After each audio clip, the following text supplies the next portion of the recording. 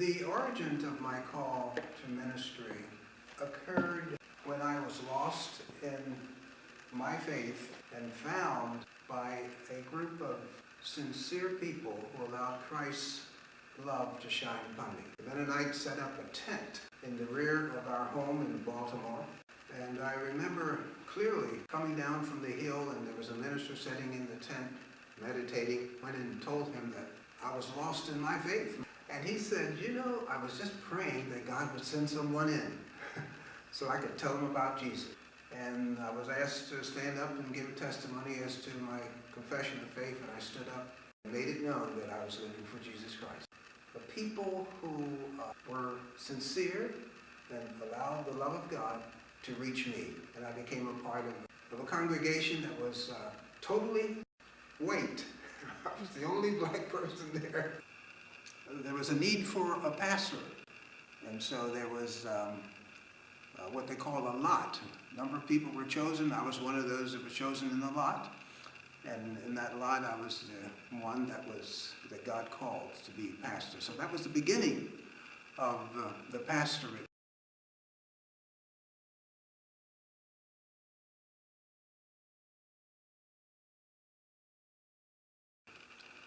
I always felt a real sense of acceptance. I didn't feel that it was a matter of color that made a difference. People seemed to be very congenial and very hospitable towards me. I don't know if it's because I was a minister or just that was the love of God. And I never had a problem with seeing a difference being black, Afro-American, in the Mennonite church. I had a different experience in that my parents joined when I was young, and I had a very good pastor. The pastor saw that we got into the Mennonite school. So in my experience, young children are very honest, and I know what it's like to be told we can't come to your house because you're colored, or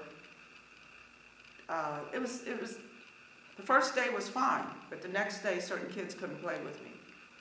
So I grew up seeing a difference in certain families. So I did see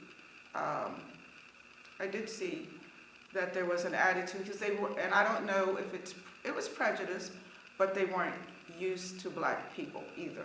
We were the first black family in the school. And then I went on to LMH, and people innocently would say things like, how do you make your dresses? Who makes your dresses? Or who's paying your tuition? I said, my father. Oh, we thought maybe the church was sending you. Those kind of things. It put me at a place where I always felt like I had to be extra good to prove myself. I did see a difference in the Mennonite church back then versus now.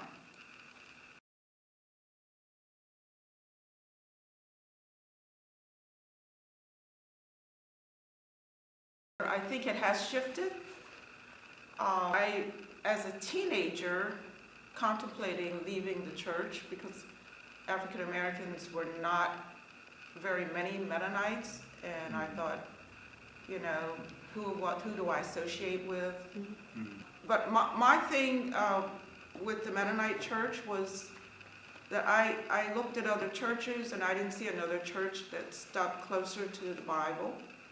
I have found very many wonderful people in the Mennonite church. And I think the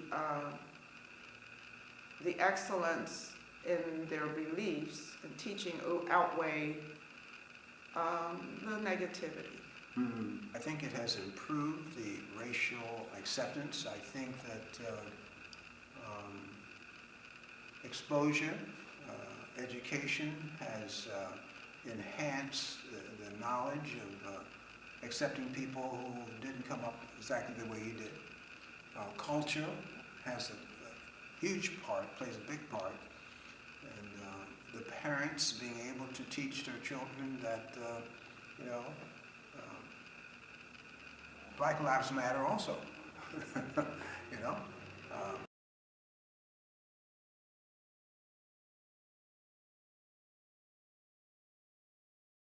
Yeah, I think that because of the white community in Pulaski in Baltimore, it was felt that I would better be fitted in the black community at Peabody. That had a lot to do with the decision. And of course, there was a vacancy here. There was a need for a pastor. So, yeah. We had no problems with the community folks that were part of the church. These were Caucasians, but they would sit and talk to us, and we had a good relationship with them. Like I said, I had actually prayed to be able to work with our people, so I did feel it's an answer to prayer, but we were excited to be working in a black community.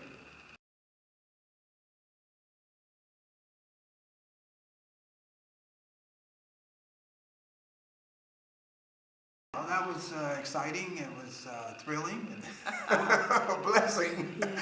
The house was packed, and it was just a multi-purpose building that we used for Sunday school and for our home. And it was what you call really sharing.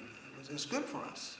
You look back at that and realize that actually all of it belongs to God, and we were just investing it in spiritual lives. Yeah, so I look at it as a positive experience.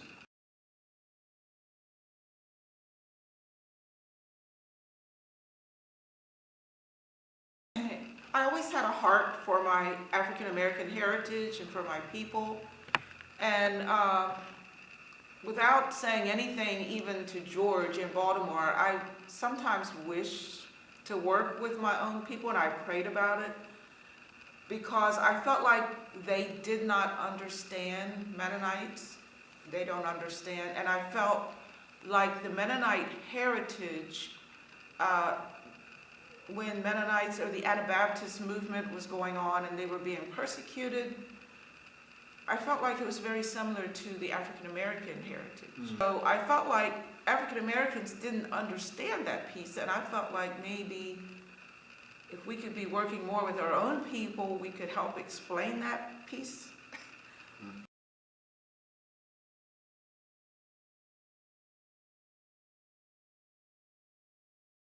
One of the things that I think is a primary need is our health. And I think that good mental health, good spiritual health, physical health, social health is essential. And I would like to see us be able to take care of our minds, mental health. Racially, culturally, there seems to be a great deal of need. There's a tremendous disease, a brain disease that's taking its toll in humanity today. And it's not, not a respect of race. It's reaching a lot of people.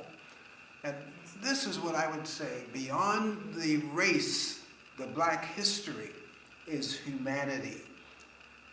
So many people are being stricken with Alzheimer's.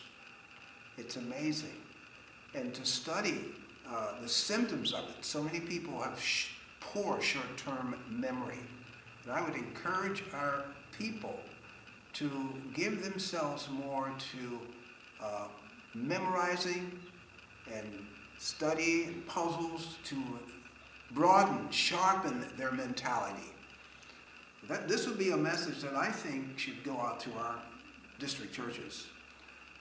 People need to start memorizing the scriptures, and knowing where it's found, the references, allowing those scriptures to regenerate and activate, because there's power in the Word of God.